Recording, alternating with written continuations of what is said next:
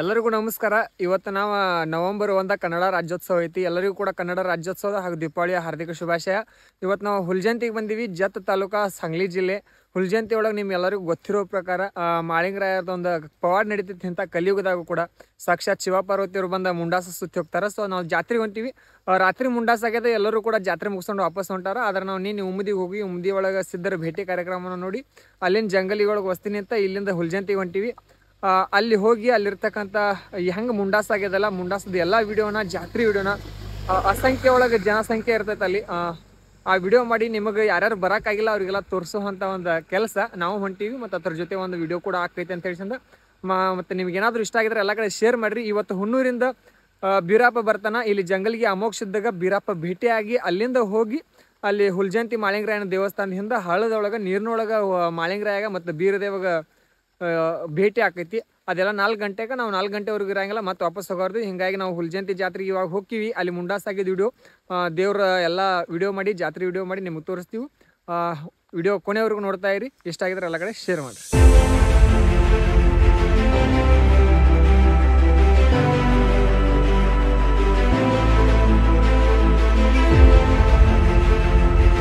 ಕಮ್ಮಿ 2 ಕಿಲೋಮೀಟರ್ ನಾವು ಬರಾಕ್ತೀವಿ.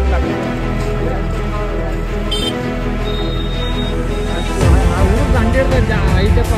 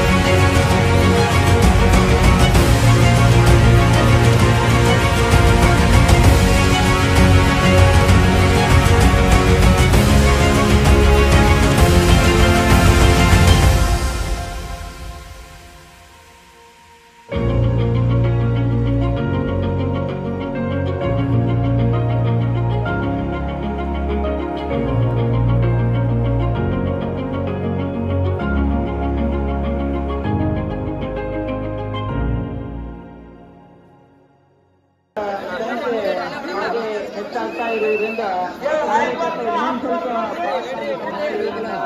ನೀಡಬೇಕು.